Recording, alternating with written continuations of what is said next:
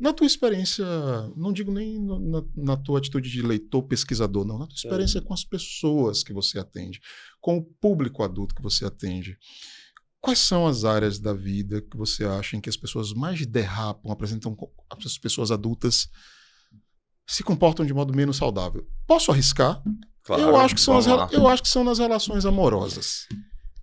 Com certeza. Qual é a sua percepção? Com certeza, sim. Então vamos pensar que quando a gente para para avaliar um funcionamento saudável, é sempre bom a gente separar a vida das pessoas em áreas, né? Facilita. Eu acho isso legal. Então vamos pensar que a gente tem a área do trabalho, a área das relações sociais, ou das amizades, a área das relações familiares, o funcionamento dele com ele mesmo, né? Assim, como é que ele funciona quando ele tá sozinho. Isso. Os relacionamentos amorosos e os relacionamentos no trabalho. Então vamos pensar que é isso aí. Onde é que dá mais pepino?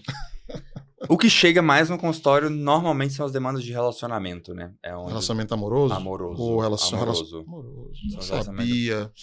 São aquelas demandas de alto nível de afeto, né? Então as pessoas estão muito envolvidas emocionalmente, então sempre tem uma desregulação emocional maior, uma dificuldade maior de acionar o adulto saudável para resolver conflito.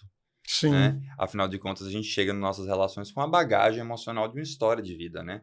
Que normalmente quem paga é o parceiro. Sim. Tem essa expectativa de que o parceiro atenda.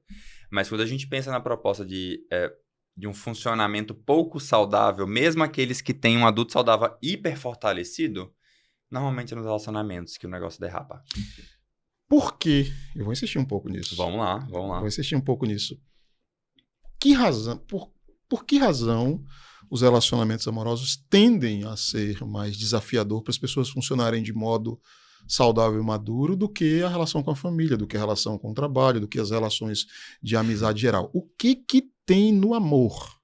O que tem nas relações afetivas que faz com que elas sejam tão complicadas? As pessoas errem tanto.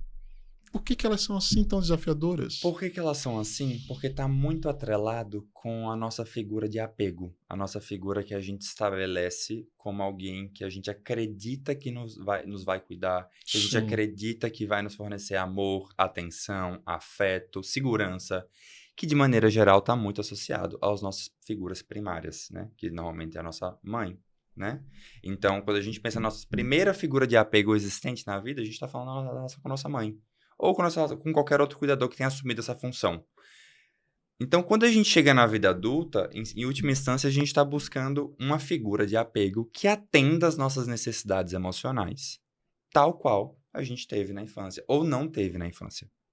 Importante falar, ou não teve. Tá. Então, essa disfuncionalidade ou funcionalidade está muito relacionado com os nossos padrões de cuidado que a gente teve na nossa infância, no nosso desenvolvimento enquanto pessoa. Então, por que acontece isso? Porque, de maneira geral, as situações ativadoras, as situações de conflito, nos remetem a todas as dificuldades que a gente teve. E lá atrás, a gente não tinha tanto recurso, né? Sim. A gente precisou ir lidando com as dificuldades e com os desafios à medida que a vida foi passando. Mas está muito relacionado com essa... Eu adoro um termo que chama catapulta emocional. Opa, explica pra gente. A catapulta emocional é como se em determinado momento você parasse e fosse voltado lá para sua infância ou para qualquer momento de situação desafiadora que você teve. É muito comum, e talvez, não sei se você já presenciou, quando você já viu casais brigando, que parecem duas crianças discutindo, que você vê que claramente não tem uma racionalidade, eu vou chamar de racionalidade, uma maturidade ali, mas... com muita frequência aparecem pessoas que estão brigando, mas não se ouvindo. Briga de casal é só isso. É só isso. Então, assim, quando a gente pensa para pensar nisso, é justamente que acontece isso. Essa ativação emocional que nos catapulta lá para toda essa história de sofrimento, de necessidade não atendida, de tudo aquilo que a gente teve de desafio.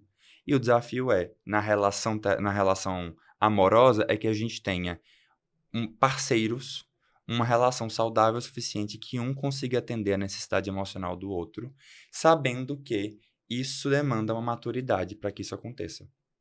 Para que a gente consiga se autorregular emocionalmente, para que não entre nesse padrão disfuncional de briga, de conflito. Enfim, que a gente consiga resolver determinadas questões de uma maneira adulta. E adulta saudável.